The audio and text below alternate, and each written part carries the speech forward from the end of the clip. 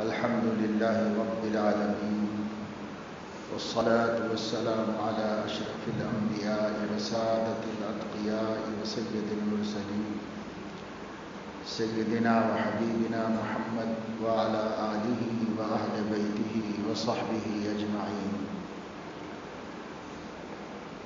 أما بعد،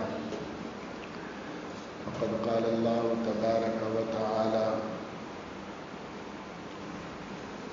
إذ يوحي ربك إلى الملائكة أني معكم فثبتوا الذين آمنوا.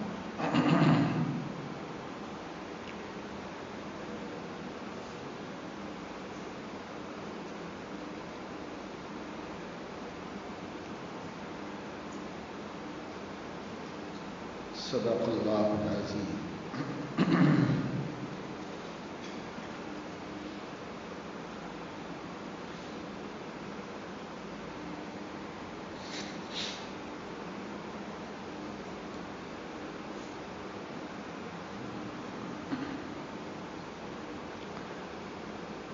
گزشتہ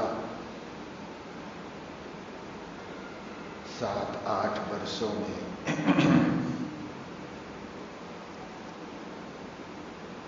ہندوستان کے سماج میں ایک قابل فکر اور لائق تشویش تبدیلی رونما ہوئی. جو چیزیں پہلے سوچی نہیں جا سکتی تھیں، جو باتیں پہلے دماغوں میں ذہنوں میں آئے بھی نہیں تھے، وہ سب ان چند برسوں کے اندر عملی طور پر منظر عام پر آئے. انسانوں کے درمیان میں تفریق، شہریوں کو دو علیحدہ نگاہ سے دیکھنا اور کسی کی تکلیف کو تکلیف نہ سمجھنا، یہ سب ایسی چیزیں ہیں جو کبھی ہمارے ملک کی تہذیب کا اور ہمارے سماج کا حصہ نہیں رہی. آپس میں عداوتیں ہوئیں، سیاسی لوگوں نے سیاسی کھیل کھیلے. برسوں ہم نے دیکھا محض سیاسی مقاصد کے لیے ہندو مسلم لڑائے گئے اور کچھ نقصانات پہنچائے گئے. فریقین کو نقصان ہوا، لیکن فریقین اس کے ذمہ دار نہیں تھے. نہ ہندو اس کے ذمہ دار تھے، نہ مسلمان اس کے ذمہ دار تھے. اس کے پیچھے حکمرانوں کی سیاست، سستی شہرت اور اپنے مفادات سیاسیہ کا حاصل کرنا تھا. انہوں نے ہی لڑایا اور انہوں نے ہی اس لڑائی کو ختم کر دیا. پھر لوگ حزب حال بحال ہو گئے، اپنی اپنی مصروفیتوں میں لگ گئے. نقصانات ہوئے لیکن عداوتیں نہیں پیدا ہوئیں. سمجھتے تھے لوگ کہ یہ کھیل ہے، اس میں ہمارے ارادوں کا دخل نہیں ہے، ہماری عداوتیں، ہماری دشمنیاں اس میں شامل نہیں ہیں. دونوں کو سمجھ میں آتا تھا. اور ایسے کھیل 50 برس تک، بلکہ 70 برس کی اپنی حکمرانی میں ایک مخصوص پارٹی کرتی رہی، کھیلتی رہی اور لوگوں کا نقصان ہوتا رہا. لیکن ان نقصانات کے باوجود سماجی ہم آہنگی برقرار رہی، کیونکہ وہ صرف سیاسی مقاصد تھے.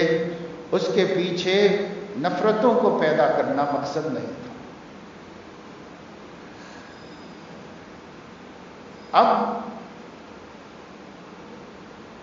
گزشتہ 7-8 برس سے مسلسل یہ دیکھا جا رہا ہے کہ جو کچھ اس وقت ملک میں ہو رہا ہے، جو سیاست ہو رہی ہے اور جو میڈیا کر رہا ہے، اس سب کے پیچھے واضح مقصد سیاست کا حصول نہیں ہے بلکہ نفرت کا حصول ہے،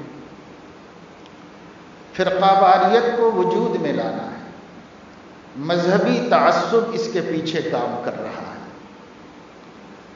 اور مذاہب کو آپس میں لڑانا اور اکثریت کے مذہب کو اقلیتوں کے مذہبوں کے اوپر غالب کرنا، اکثریت کی تہذیب کو اقلیتوں کی تہذیب پر غالب کرنا،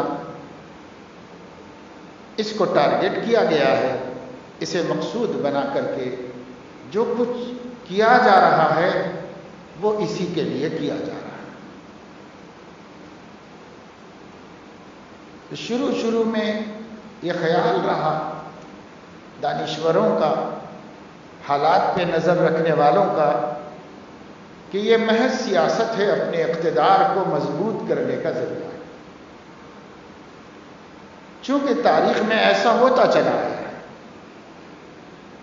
لیکن رفتہ رفتہ یہ حقیقت سامنے آتی جا رہی ہے کہ اس کا منشا صرف اقتدار کا استحکام نہیں ہے، اقتدار کے استحکام کے ساتھ ساتھ مذہبی اور تہذیبی تعصب کا اظہار بھی۔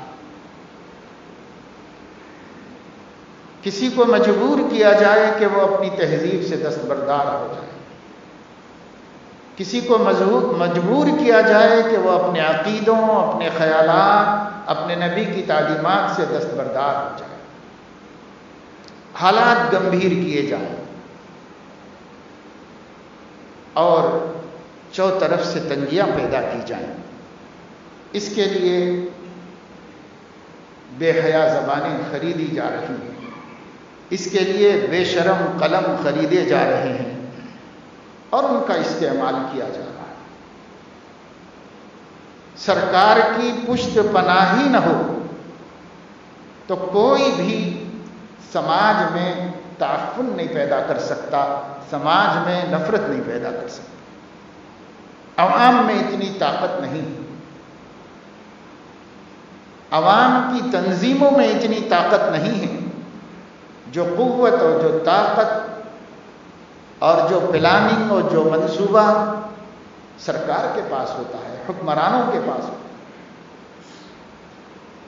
اگر حکمران نہیں چاہے تو ہرگز یہ ماحول نہیں بن سکتا۔ اگر حکمران بھی یہی چاہتے ہیں تو پھر اس ماحول کو بننے سے کوئی روک نہیں سکتا۔ کسی کا نصیحت کرنا، کسی کا ہدایت دینا، کسی کا سمجھانا،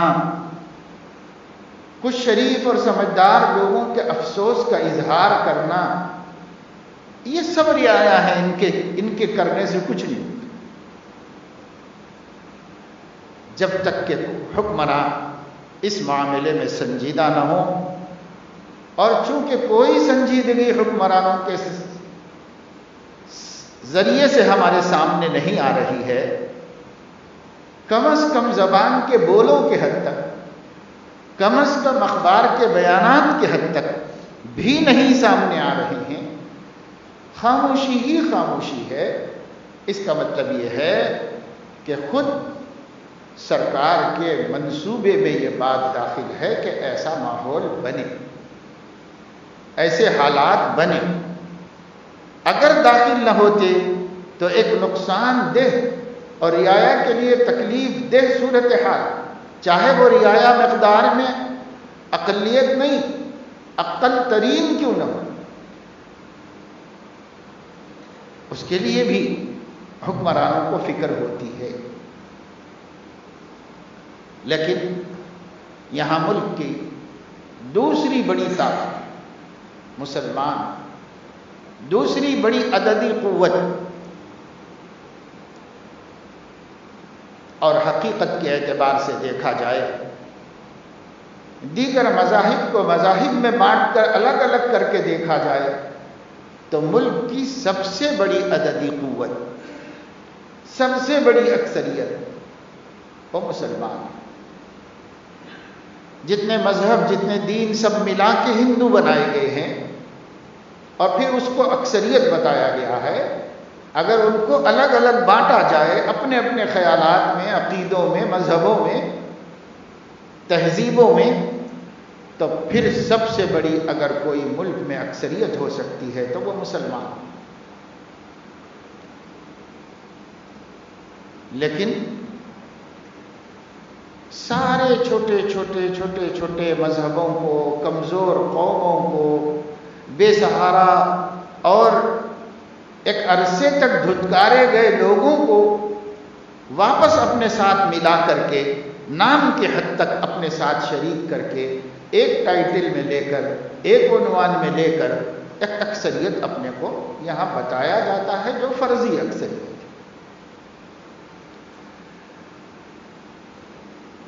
اب کہا یہ جاتا ہے کہ اس اکثریت کے ذریعے سے اس ملک کی اقلیت کو مایوسیوں کا شکار کیا جائے، نا امید بنا دیا جائے، احساس کمتری میں مبتلا کر دیا جائے، اور یہ ماننے پر مجبور کیا جائے کہ ہم حرف غلط ہیں، آپ جہاں مٹانا چاہیں مٹا دیں، جہاں سے ہٹانا چاہیں ہٹا دیں، جہاں رکھنا چاہیں رکھ دیں. اس فیصلے تک لانا چاہتے ہیں ہندوستان کی مسلم اقلیت کو.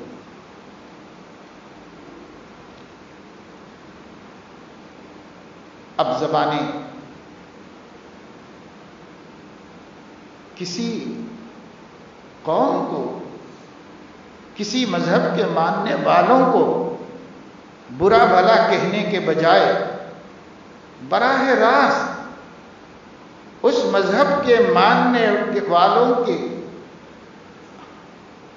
بڑے سے بڑے پیشوا، ان کا عقیدت کا مرکز، ان کی تمام محبتوں کا ماوا و ملجا سیدنا محمد الرسول اللہ صلی اللہ علیہ وسلم کی ہر طرح کی تنقیص، ہر طرح کی تہمت، ہر طرح کا الزام، ہر طرح کی گستاخی جو کبھی کسی قوم کے بڑے سے بڑے پیشوا کو بھی اچھی نہیں لگتی تھی، آج معمولی قسم کی زبانوں پر آ گئی. نہایت گئے گزرے لوگ کہاں سے اٹھائے گئے، کہاں پڑھائے گئے، کہاں تربیت دیے گئے، اور لا کر انہیں بہت بڑا پیشوا بنا کر، انہیں ایک مذہبی شکل دے کر، ان کے ذریعے سے سیدنا محمد الرسول اللہ صلی اللہ علیہ وسلم کی تنقیص، تحقیر، ایک ایسی ہستی پر کیچڑ اچھالنا جس کو اس کے جیتے جی آسمان کے نیچے کسی شخص نے تہمت نہیں لگائی، جس پر 1400 برس گزر جانے کے بعد کسی پڑھے لکھے آدمی نے کبھی برا بھلا نہیں کہا اور کبھی ان میں کوئی عیب نہیں نکالا. ہم ان کو نہیں مانتے، ہم ان کی دعوت کو نہیں قبول کرتے، لیکن ہم یہ مانتے ہیں کہ یہ ایک پاک باز شخصیت ہے، ہم یہ مانتے ہیں کہ یہ ایک رہنما شخصیت ہے، انسانیت نواز شخصیت ہے، اللہ کے بندوں کی ہمدرد شخصیت ہے. اسے عیسائی اسکالروں نے مانا اور لکھا، اسے یہودی اسکالروں نے مانا اور لکھا، اسے ہندو اسکالرز نے مانا اور لکھا، اسے جین نے، اسے سکھوں نے، اسے بدھسٹوں کے بڑے بڑے علماء نے، چینیز نے، جاپانیز نے، جرمن والوں نے، امریکہ والوں نے، عرب والوں نے، سب نے اپنے مذہب جدا ہونے کے باوجود اس ہستی کو برا کہنا انصاف کے خلاف سمجھا. ایمان نہ لانے کے باوجود ان کی عزت کو اپنے دل میں جگے.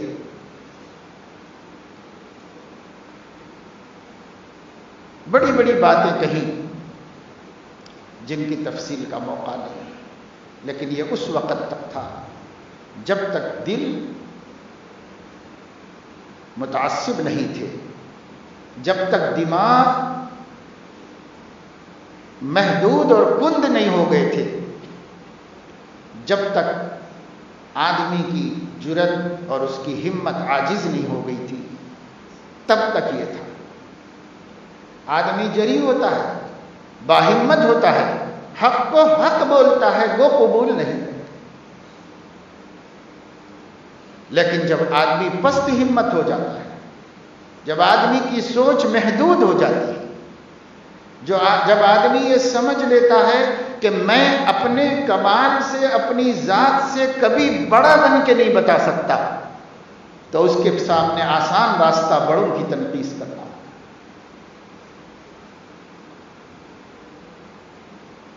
ایک انگریز ادیب کہتا ہے، اگر آپ اپنے سے بڑے نہیں بن سکتے تو بڑے بننے کا آسان طریقہ یہ ہے کہ کسی بڑے کے پیچھے پڑ جاؤ. کچھ تو شہرت ہو جائے گی، کچھ تو نام ہو جائے گا. یہ بدخصال لوگ، کم ظرف لوگ، بے ہمت اور عاجز لوگ، نہایت بزدل قوم، ان کے پاس اپنے سے اپنے کو کچھ دکھانے کی صلاحیت ہے. وہ مانتے ہیں نہ ہمارے مذہب میں دم ہے، نہ ہماری تہذیب میں کوئی دم ہے کہ ہم اپنے آپ کو منوا لیں لوگوں سے. لہذا اپنے کو منوانے کا آسان طریقہ یہ ہے کہ جو دنیا کا مانا ہوا ہے اس کو برا بھلا کہہ کر اپنا نام کر لو بس. کچھ شہرت ہی پا سکتے ہیں، کچھ زبانوں ہی پر آ سکتے ہیں. کچھ خام خیال لوگ، تاریخ سے بے خبر، حالات سے ناآشنا نوجوان اور عوام ان کے شکار ہو سکتے ہیں، ان کے جال میں پھنس سکتے ہیں. لیکن وقت گزرتے ان کو بھی سمجھ میں آئے گا کہ سچائیاں کیا ہیں اور حقیقت کیا ہے. لِيُظْهِرَهُ عَلَى الدِّينِ كُلِّهِ وَلَوْ كَرِهَ الْمُشْرِكُونَ هُوَ الَّذِي أَرْسَلَ رَسُولَهُ بِالْهُدَى وَدِينِ الْحَقِّ لِيُظْهِرَهُ عَلَى الدِّينِ كُلِّهِ وَلَوْ كَرِهَ الْمُشْرِكُونَ. وہ اللہ وہ ہے جس نے ایک رسول کو بھیجا ہے ہدایت اور دین حق دے کر، اور محض اس لیے بھیجا ہے کہ اسی کے دین کو سب دینوں پر غالب کر دے، چاہے نہ ماننے والوں کو تکلیف ہی کیوں. تو اسلام تو دبنے کے لیے نہیں آیا، اسلام جھکنے کے لیے نہیں آیا. جو دین حق اللہ نے نبی برحق پر نازل فرمایا ہے، ایک ستھری، صاف، بے غبار، پاکیزہ زندگی رکھنے والی ہستی پر اللہ نے نازل فرمایا ہے، جس کے لوگ صرف مذہب کی وجہ سے خون کے پیاسے ہوئے، جان کے دشمن بنے، ہر تکلیف پہنچائی، پر نہ کبھی ان کے قلم نے، نہ کبھی ان کی زبان نے ان کے کردار اور کیریکٹر پر انگلی اٹھا. اس لیے کہ اگر وہ کہتے کہ اس شخص میں یہ خامی ہے، اس شخص میں اخلاق میں یہ کمی ہے، اگر وہ کہتے تو انہی کا خاندان، انہی کا قبیلہ، انہی کا شہر ان کے خلاف ہوتا. اس لیے ممکن نہیں تھا کہ مکے میں کوئی سیدنا محمد الرسول اللہ صلی اللہ علیہ وسلم کی زندگی کے پورے 63 برسوں میں تمام تر عداوتوں کے باوجود، قتل کے منصوبے بنانے کے باوجود کسی کی زبان آپ پر تہمت نہیں لگا سکی. کیریکٹر کی کمزوری، اخلاق کی کمی کے کوئی تہمت نہیں لگا سکی. پھر کائے کی دشمنی ہے بھائی؟ دشمنی اس لیے کہ ہمارے باپ دادا کے دین کو یہ غلط کہتے، بس اس کی دشمنی اور کچھ نہیں. لیکن اب جب پست ہمت اور بے حیثیت لوگوں کی زبانیں کھلوائی جا رہی ہیں، کھولی نہیں جا رہی ہیں، کھولنے کی تو ان میں کیا ہمت ہے، کھلوائی جا رہی ہیں پیچھے سے طاقت دے کر، سپورٹ دے کر، تو وہ زبانیں وہ کہہ رہی ہیں جو مسلمانوں کی دل آزاری کا سبب ہے. اور میرے دوستو، اس کے علاوہ اور کوئی مقصد نہیں. ان کا ضمیر بھی چیر کر دیکھو تو ان کا دل بھی کہتا ہے کہ میں غلط کہہ رہا ہوں،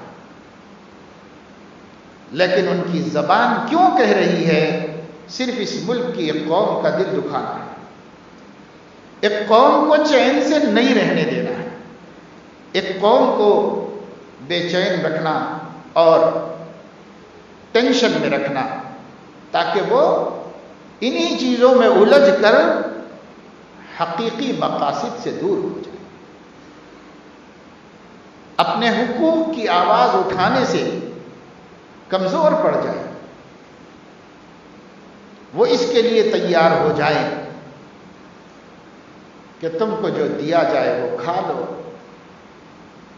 جہاں بٹھایا جائے بیٹھ جاؤ، جو پہنایا جائے پہن لو، جو نوکری دے دی جائے تو لے لو، اور نہ دی جائے تو صبر کرو، حق تمہارا کچھ بھی نہیں۔ یہ ذہن بنانا چاہتے ہیں۔ کون چاہتا ہے؟ وقت بتائے گا کہ کون چاہتا ہے۔ ہم کسی کو نامزد کر کے متعین کر کے نہیں کہہ سکتے۔ جن کی نظر سماج پر ہے ان کا ضمیر بولے گا، جو حالات کو سمجھنے کے قابل ہیں، جو اس ملک کی تاریخ کو پڑھے ہوئے ہیں، ان کا دماغ فیصلہ کرے گا کہ یہ سب کچھ کیوں ہو رہا ہے، کون کر رہا ہے، کہاں سے ہو رہا ہے، کیسے ہو رہا ہے۔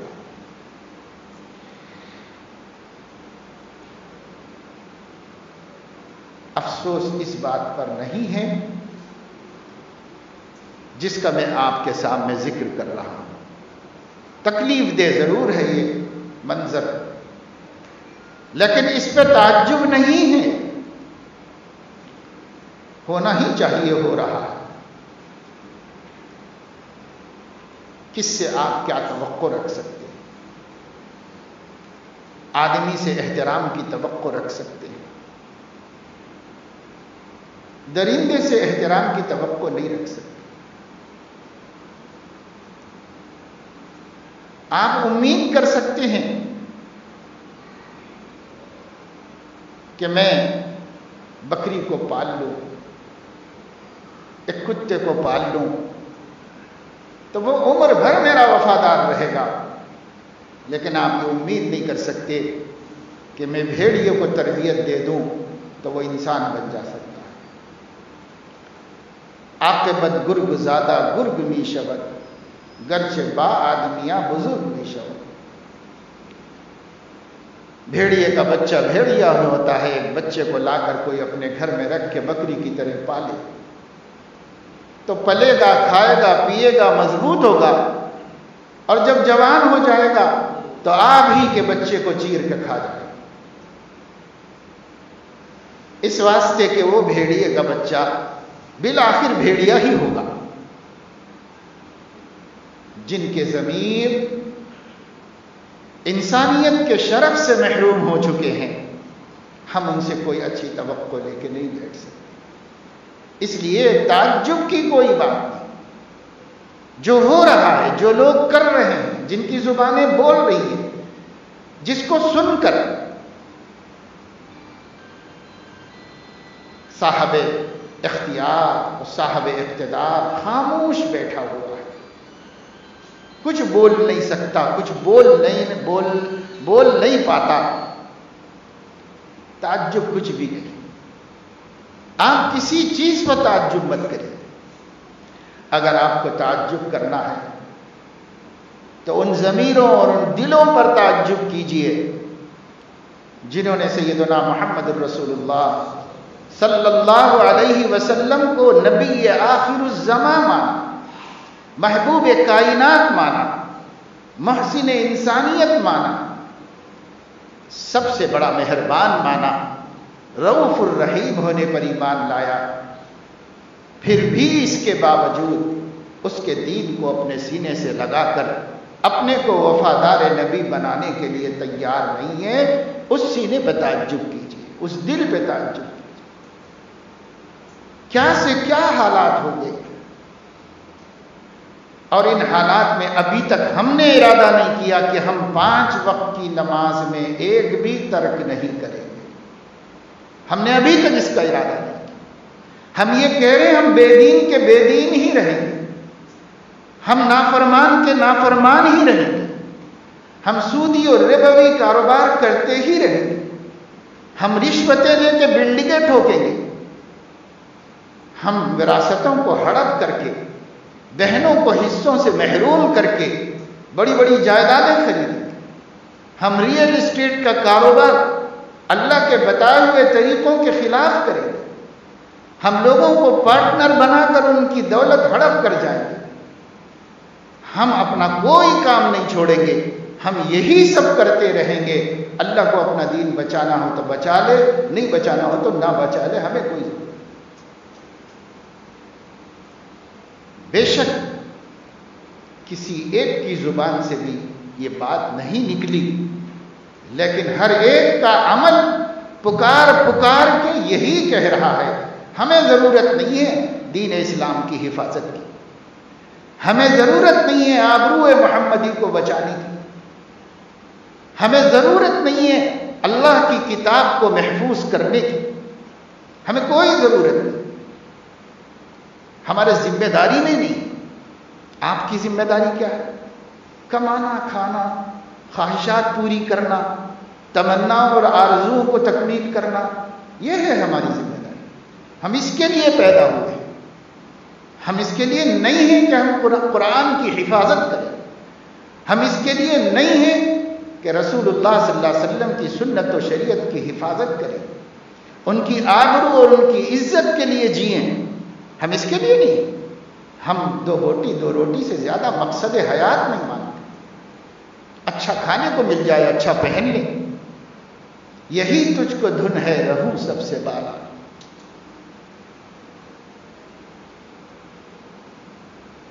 یہی تجھ کو دھن ہے رہوں سب سے بالا.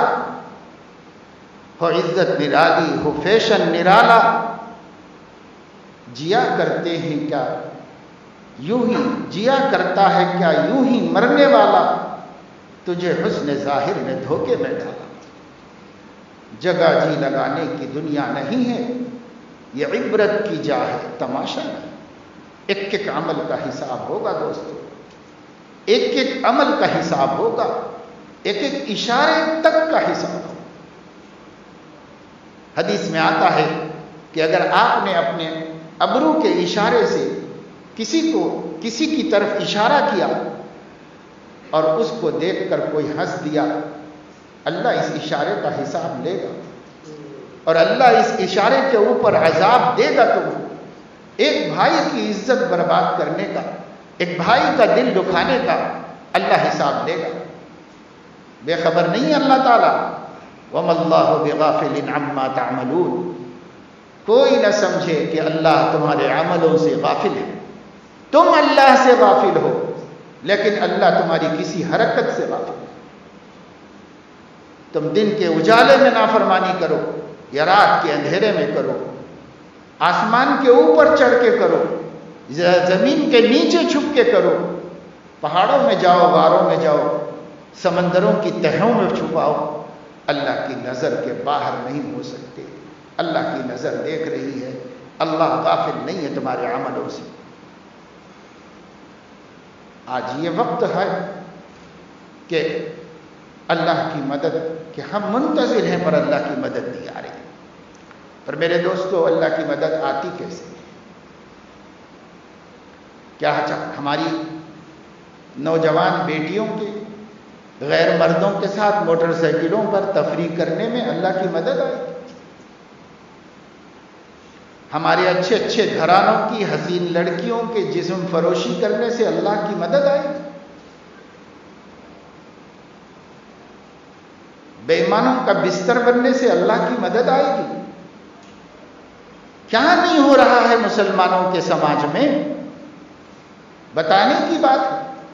ایک ایک واقعے کو کوٹ کر کے کہا جائے, دیکھو فلاں جگہ یہ ہو رہا ہے, فلاں جگہ یہ ہو رہا ہے. اس کے بولنے کی بھی تو ہمت نہیں کہ کیسے بولے. لیکن کیا آنکھیں نہیں دیکھ رہی؟ کیا سماج میں بسنے والوں کو نہیں پتا کیا کیا ہو رہا ہے؟ کیا ہر بھائی نہیں جانتا کہ اس کی بہن کتنی بے حیا ہو چکی؟ کیا شوہروں کو نہیں معلوم کہ بیویوں میں کتنا بے دینی آ چکی ہے, بے پردگی آ چکی ہے, بے حجابی آ چکی ہے؟ دیکھ رہے ہیں, بھگت رہے ہیں, گزر رہے ہیں, غصے میں جل رہے ہیں, لیکن اس کے لیے تیار نہیں کہ یہ جو ہو رہا ہے یہ برا ہو رہا ہے، اس کو ختم کرنا ضروری ہے، اس کی اصلاح کرنا ضروری ہے، اس کے لیے تیار نہیں۔ کیوں نہیں فکر ہے ہر گھر والے کو کہ میرا گھر اللہ کے نبی کی دعوت کے مطابق بن جائے؟ کیوں نہیں ہے ہر گھر والے کو اس کی فکر؟ کیوں نہیں ہر شخص چاہتا ہے کہ میرے بچے اور میری بہو بیٹیاں اللہ کے دین پہ مضبوطی سے جم جائیں؟ بدقسمتی کا تو یہ عالم ہے کہ اگر کوئی کسی کے بچے زیادہ دین کی طرف راغب ہونے لگے، زیادہ کیا، سماج کے حساب سے کچھ زیادہ، تعریف کرنے والا تو کوئی نہیں ملے گا، ان کو اوپر چاروں طرف سے تنگی اور دباؤ لانے والے 20 ہو جائیں۔ ارے بیٹا یہ زمانہ نہیں ہے ایسا، ارے بیٹا تمہارے اوپر الزام لگ جائیں گے، ارے بیٹا تم پولیس کی نظر میں آ جاؤ گے، نوٹڈ ہو جاؤ گے، ارے اتنا بھی نہیں دیندار بنو، اتنا بھی نہیں بننا چاہیے، دین پہ نہیں چلنا چاہیے۔ اللہ اکبر، کتنا نہیں چلنا چاہیے بھائی دین؟ آپ طے کرو گے یا اللہ طے کرے گا؟ آپ طے کرو گے یا نبی طے کرے گا؟ کون طے کرے گا کہ یہ ٹو مچ ہے؟ کون طے کرے گا؟ کیا ہو گیا؟ ہم خدا ہیں، ہم نبی ہیں، ہم طے کریں گے یہ چیزیں؟ علماء تو فرماتے ہیں جتنے مواقیت ہیں، مواعید ہیں، نبی کے علاوہ کسی کو حق نہیں کائنات میں کہ وہ طے کرے۔ پچھلے برسوں میں حجاج کرام کی تعداد کے بہت بڑھ جانے کی وجہ سے سعودی حکومت نے انتظامی مصلحتوں سے مشورہ کر کے ایکسٹینشن مینا، ایکسٹینشن مزدلفہ اضافے کی بڑھائے۔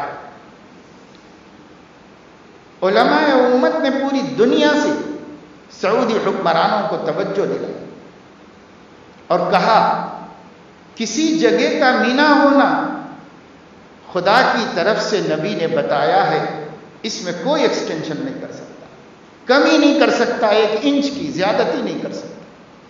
کسی جگہ کا مزدلفہ ہونا، کسی جگہ کا حل ہونا یا حرم ہونا، کسی جگہ میں بغیر احرام کے داخل ہو سکنا یا نہ ہو سکنا، یہ خدا کا حق ہے، یا خدا مقرر کرے گا اور نبی بتائے گا، اس کے بعد کوئی ایکسٹینشن نہیں کر سکتا، کوئی کمی نہیں کر سکتا۔ چنانچہ لگے ہوئے بورڈ اکھاڑ کر سعودی حکومت میں پرانی جگہ پر لگا، کیونکہ حق نہیں ہے کسی حکمراں کا کہ اللہ کے دین میں دخل دے۔ آپ کیا کہہ رہے ہو باپ بن کے اپنے بیٹے کو کہ بیٹا اتنا بھی دین میں نہیں چلنا چاہیے، اتنا بھی متقی نہیں بننا چاہیے، اتنا بھی پرہیزگار نہیں بننا چاہیے؟ آپ کون ہوتے ہو؟ میں کون ہوتا ہوں؟ بڑے سے بڑا عالم کون ہوتا ہے؟ کوئی امام مقتدی کون ہوتا ہے؟ صحابی کون ہوتا ہے؟ ہاں نبی کہہ سکتا ہے یہ ٹو مچ ہے، یہ نہیں کرو، اس کے بعد کوئی نہیں کہہ سکتا۔ صحیح بخاری میں ہے کہ ایک عورت آئی، حضور علیہ الصلوۃ والسلام نے مسجد کے ستونوں سے رسی بندھی ہوئی، پوچھا یہ کائے کی رسی؟ کہا ایک عورت ہے، بڑی عبادت گزار ہے، رات میں آ کر رات بھر نفلیں پڑھتی ہے، اور وہ نیند سے کبھی غلبے سے لڑکھڑا جاتی ہے تو گرنے سے بچنے کے لیے یہ رسی باندھ رکھی ہے، اس رسی کا سہارا لے کے پھر کھڑی رہتی ہے، اتنا لمبا لمبا قیام کرتی، اتنی لمبی عبادت کرتی۔ حضور علیہ السلام نے فرمایا رسی کھول دو اور اس سے کہو کہ تم اللہ کو بیزار نہیں کر سکتے، تم ہی بیزار ہو جاؤ۔ مجھے دیکھو، میں جتنی عبادت کرتا ہوں اتنی عبادت کرو، اور میں جتنا آرام کرتا ہوں اتنا آرام کرو، اس سے بڑھ کے اس سے آگے مت نکلو، سنت سے آگے مت نکلو، لیکن سنت تک تو ترقی کرنی پڑے گی ہر شے، اس سے آگے مت نکلو۔ حد نبی مقرر کریں گے، ذرا نماز کی پابندی کرتے ہی ارے یہ تو بہت ٹو مچ ہو گیا، ارے 5 وقت کی نماز کے بغیر تو ایمان بھی نہیں ہے بابا، ٹو مچ کیا کہہ رہے ہو؟ ایمان ہی نہیں ہے اس کے بغیر۔ ذرا مسجد پابندی سے جانے لگے بچہ تو اس کے اوپر تنقیدیں شروع، ذرا بیٹی حجاب کا اہتمام کرنے لگے، ارے اس زمانے میں جی نہیں سکتے اس طرح، خالہ کچھ بول رہی ہیں، بہن کچھ بول رہی ہے، بھائی کچھ بول رہا ہے، سب مل کے اس پہ ٹوٹ پڑ رہے ہیں کہ بھائی اس نے اللہ. رقیبوں نے رپٹ لکھوائی جا جا کے تھانے میں کہ اکبر نام لیتا ہے خدا کا اس زمانے میں. اللہ کا نام لینے پر RSS کو اعتراض ہوگا، BJP کو ہوگا، کسی رہنما کو ہوگا، کسی پنڈت کو ہوگا، کسی یوگی جوگی کو ہوگا، ہونے دو. افسوس تو یہ ہے کہ مسلم کو بھی اعتراض ہے، ماں باپ کو بھی اعتراض ہے، خاندان کو بھی اعتراض ہے. پھر اس دین کی مدد کیسے آئے؟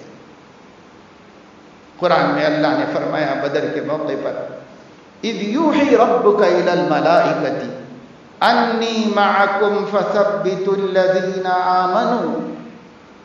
وہ وقت یاد کرنے کے قابل ہے جب مٹھی بھر مسلمان اللہ کے دین کی حمایت کے واسطے، اللہ کے دین کی حفاظت کے واسطے اور نبی کی دعوت کی حفاظت کے واسطے نبی کو نبی کے دشمنوں سے بچانے کے لیے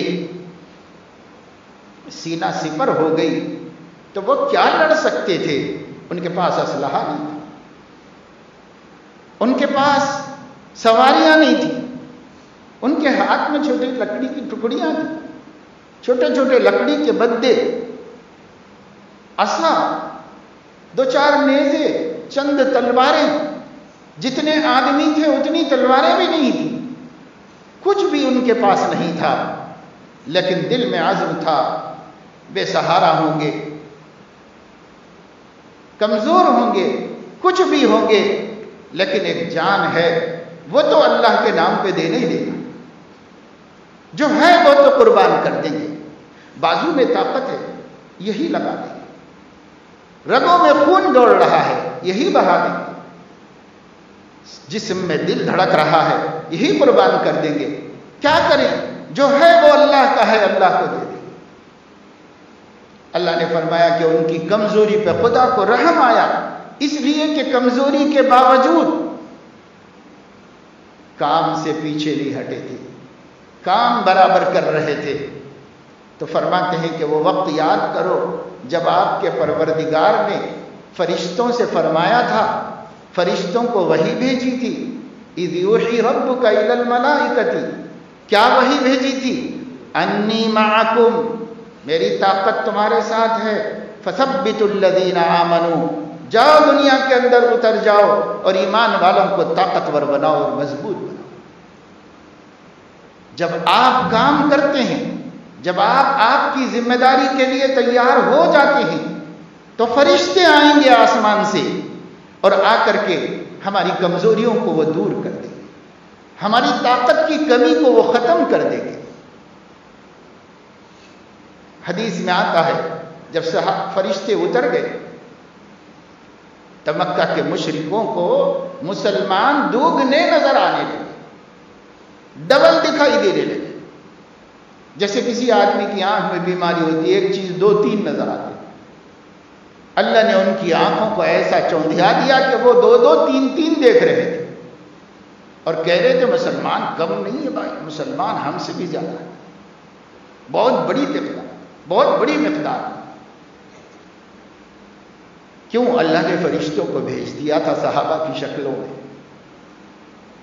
گھوڑوں پہ بیٹھ کے، پگڑیاں باندھ کے فرشتے آ گئے. قرآن میں اللہ رب العزت نے فرمایا یمددکم، ہم نے تمہاری مدد کی ہے، ثلاثت آلاف، 3000 فرشتوں کو بھیج کر. اور پھر اللہ تعالیٰ نے اور قوت بھیجی، 5000 فرشتوں کو کر دیا. 3000 پہلے بھیجے، پھر 2000 اور بھیج کے انہیں 5000 کر دیا. تھے 313 لیکن ان کے ساتھ 5000 تھے. یہ فرشتوں کی مدد آج بھی آ سکتی ہے. آج بھی ہو جو براہیم کا ایما پیدا، آگ کر سکتی ہے انداز گلستاں پیدا. پھر ہمارے لیے آگ گلزار بنائی جائے گی، لیکن آج ہمیں بھی ایمان اور توحید ابراہیم کی لے کے کھڑے ہونا پڑے گا. پھر ہمارے لیے فرشتے اتر سکتے ہیں، لیکن ہمیں بھی ان 313 بدر کے مجاہدین سر بکف کی طرح اپنے دل میں حوصلہ پیدا کرنا ہوگا. میں کمزور سہی لیکن اللہ کے دین کے لیے وقف ہوں. اللہ کے دین. اور طریقہ کیا ہوگا؟ طریقہ یہ ہوگا، پہلے ہمیں اپنی زندگی میں اس دین کی عظمت لانا ہوگی جس دین کے لیے ہمیں مقابلہ کرنا ہے. اگر آپ ہی کے دل اس کی عظمت سے خالی ہیں تو محض قومی جذبے سے، محض انانیت کی وجہ سے کچھ بھی نہیں. اللہ تبارک و تعالی شانہ نے قرآن مجید میں ارشاد فرمایا ہے، ان لوگوں کی طرح مت ہو جاؤ جو دین کے قدردان تو نہیں تھے لیکن اپنی بڑائی جتانا چاہتے تھے، اپنی بڑائی دکھانا چاہتے تھے. وَلَا تَكُونُوا كَالَّذِينَ خَرَجُوا مِن دِيَارِهِمْ بَطَرًا وَرِئَاءَ النَّاسِ. یہ مشرکین کا حال تھا. اللہ نے فرمایا ایسے مت بن جاؤ، کچھ بھی نہیں ہوگا، کتنا بھی دھونس جماؤ کچھ بھی نہیں ہوگا، کتنی بڑی بڑی باتیں کرو کچھ بھی نہیں ہوگا. دیکھو کس طرح مشرکین مکہ نے بڑی بڑی باتیں کی تھیں لیکن کیا ملا ان کو؟ سوائے ذلت کے، رسوائی کے کچھ نہیں ملا. کب؟ جبکہ ان کے سامنے والا اللہ کے دین کی عظمت اپنے دل میں محسوس کرتا تھا، اللہ کے دین پہ چلتا تھا.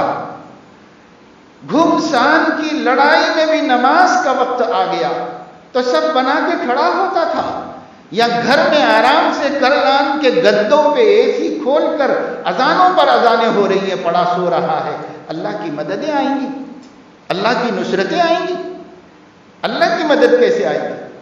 مسجد کے سامنے دکان کھول کے بیٹھا ہوا ہے، مسجد کی ملکیوں میں دکان کھول کے بیٹھا ہوا ہے، 5 اذانیں ہو گئی، ایک نماز نہیں پڑھا. اس مردود پر اللہ کی رحمت آئے گی، اللہ کی مدد آئے گی.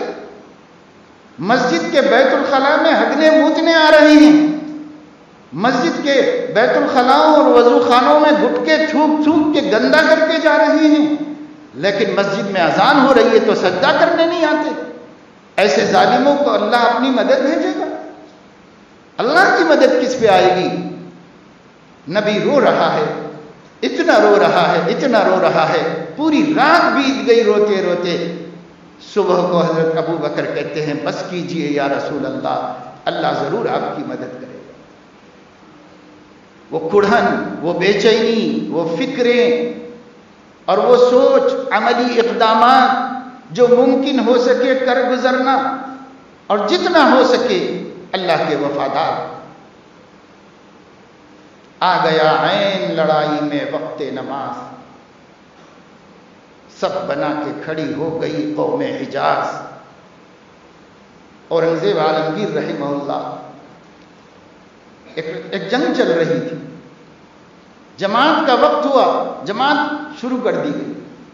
سامنے سے حملہ ہوا، امام شہید ہو گیا، دوسرا امام آگے بڑھ گیا، وہ شہید ہو گیا، تیسرا آگے بڑھ گیا، وہ شہید ہو گیا، بادشاہ وقت مسلح پہ آ گیا. تینوں کی لاشیں دیکھنے کے باوجود کہ چوتھا نمبر میرا ہے. جس کے دل میں نماز کی یہ عظمت ہوگی، جس کے دل میں قرآن کا یہ احترام ہوگا، اپنے بچے کو لے جا کر کہا شاہ جہاں کے سامنے، ابا مبارک کو پوترا حافظ قرآن بن گیا. ابا نے کہا بیٹا تجھے مبارک ہو، تجھے تاج پہنایا جائے گا، تیری عزت ہوگی قیامت میں، مجھے کیا، میرا بیٹا ہوتا تو مجھے ملتا. چلے گئے. ابا کی بات کی چوٹ دل پہ لگی کہ ابا کو افسوس ہوا کہ بیٹا تو قیامت میں تاج پہنایا جائے گا، دنیا کا تاج تو ہے ہی سر پہ، اللہ اپنا عزت کا تاج رکھیں گے، تاج الکرامت، مگر میں محروم رہوں گا. ابا کا دل چھوٹا ہو رہا ہے. مسجد میں بیٹھ گئے، روزانہ ایک پارہ حفظ کیا. 30 دن کے بعد آئے، کہنے لگے ابو آپ کو مبارک، آپ کا بیٹا بھی حافظ قرآن. کیا مذاق کر رہے ہو؟ نہیں ابھی چاند دکھنے دیجئے رمضان کا، میں دکھا دوں گا کہ ہر دن تراویح میں سناؤں گا. ایک بادشاہ ہو کر اپنے باپ کا خیال اور احترام اور اس کے جذبات کی رعایت اس قدر کر کے دکھا سکتا ہے. ہم بیکار گھر میں بیٹھ کے اپنی ماں کو خوش نہیں کر سکتے, اپنے باپ کا حکم مان کے نہیں دے سکتے. بھائی میرے دوستوں, میرے عزیزوں, میرے پیارے بچوں, مددوں کے انتظار میں ہیں. مدد کہاں سے آئے گی؟ آسمان سے آئے گی. پر کب آئے گی؟ جب کچھ ہمارے ہی دلوں میں اپنے نبی کا احترام ہو, کچھ ہمارے ہی دلوں میں اپنے دین کی عزت ہو. کیا یہ بے عزتی نہیں ہے کہ اذان ہو اور مسلمان مسجد کو نہ جائے؟ یہ بے عزتی نہیں ہے؟ اللہ کی پکار کی بے عزتی نہیں؟ ابا بلائیں بیٹا, جی ابو ابھی. امی کہیں بیٹا ابھی آیا. بیوی بلائے فوراً پہنچ گئے. بیٹے نے آواز دی فوراً پہنچ گئے. آفیسر بلایا, جی حضور, یس سر. فلاں بلایا پہنچ گئے, فلاں بلایا پہنچ گئے. زمین آسمان کا مالک پکار رہا ہے اور کوئی پلٹ کے دیکھنے کو تیار. یہ ایمان ہے ہمارا, یہ بندگی ہے ہماری. ایسے میں خدا کی مدد کیسے آئے گی؟ اس لیے میرے دوستو, میں نے آج آپ کے سامنے بڑی تلخ بات کہی ہے اور بہت سخت کہی ہے, لیکن کیا کروں؟ جو چیزیں جو ملک میں ہو رہا ہے, جو ہو رہا ہے, وہ کلیجہ پھاڑ دینے والا اور خون کھولا دینے والا اور دم روک دینے والا منظر ہے. لیکن بے بس ہیں, بے بس ہیں, بے بس. اس بے بسی کا حل کیا ہے؟ بیٹھ کے باتیں کرنا نہیں. دیوان خانے میں بیٹھ کے علماء کیا کر رہے ہیں, قائدین کیا کر رہے ہیں. بابا تم کیا کر رہے ہو اپنے سے پوچھو. میں کیا کر رہا ہوں یہ پوچھو. کون کیا کر رہا ہے سب اللہ کو خود جواب دیں گے. میرا آپ جواب نہیں دو گے, آپ کا میں جواب نہیں دوں گا. اپنے سے تو پوچھو نا کہ میں کیا کر رہا ہوں اللہ کے دین کے واسطے, میں کیا کر رہا ہوں. کوئی اپنے سے پوچھنے کے لیے تیار نہیں, سب دوسروں سے پوچھنے کے لیے تیار. اس لیے میں کہہ رہا ہوں حالات بد سے بدتر ہوتے جا رہے ہیں, زبانیں گستاخ ہوتی جا رہی ہیں. بات اب بڑھ گئی. محبوب خدا, محبوب کائنات کی شان میں گستاخیاں ہر روز کا فیشن بن گیا ہے. بدقسمتی سے مسلمانوں کے گھروں میں پیدا ہونے والے دہریے ان کا ساتھ دے رہے ہیں, ان کو رستے بتا رہے ہیں, انہیں طریقے سکھا رہے ہیں کہ کیسے کیسے اسلام کی تذلیل و توہین کی جا سکتی ہے. ایسے میں اگر ہم نہیں بدلیں گے تو خدا کو ہمارے بدلنے کی کوئی پرواہ نہیں ہے. اپنا دین وہ تو بچا لے گا, پر ہمیں بچانے والا کوئی نہیں ہوگا. اگر ہم بچنا چاہتے ہیں اللہ کے دین کو بچانے کا ارادہ کریں. اگر ہم سیف رہنا چاہتے ہیں تو دین اسلام کو سیف رکھنے کی فکر کیجیے. اگر ہم عزت سے جینا چاہتے ہیں, سیدنا محمد الرسول اللہ کی عزت کو داغدار ہونے سے بچائیے. خود ایسے کام مت کریے جس سے نبی رسوا ہوتے ہیں, ایسی حرکتیں مت کریے جس سے دین اسلام بدنام ہوتا ہے. کچھ ہم کریں جو ہمارے اختیار میں ہے, پھر اللہ وہ کرے گا جو اس کے اختیار میں ہے. اور اس کے اختیار میں کیا نہیں ہے, وہ اس پوری کائنات کی بساط ایک ارادے سے بدل سکتا ہے. اس پوری کائنات کے طاقتوروں کو کمزور بنا کر سرنگوں کر سکتا ہے. اس کے پاس کچھ کرنے کو ٹائم بھی نہیں چاہیے, اس کے پاس کچھ کرنے کو مشینری بھی نہیں چاہیے, اس کے پاس کچھ کرنے کو مین پاور بھی نہیں چاہیے, کچھ بھی نہیں چاہیے. اس کے من کا ارادہ اور دنیا بدل گئی. وہ اللہ ہمارا اللہ ہے, لیکن ہم اس کو کب منائیں گے؟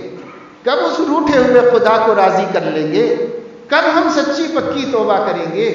کب ہم اپنی ڈگر بدلیں گے اور اس بے دینی, فحاشی, عیاشی, بدکاری, حرام خوری سے یوں ٹرن لے کر کے حلال کی طرف آئیں گے, تقوی کی طرف آئیں گے, پرہیزگاری کی طرف آئیں گے؟ کب آئیں گے واپس اپنے نبی کے قدموں میں؟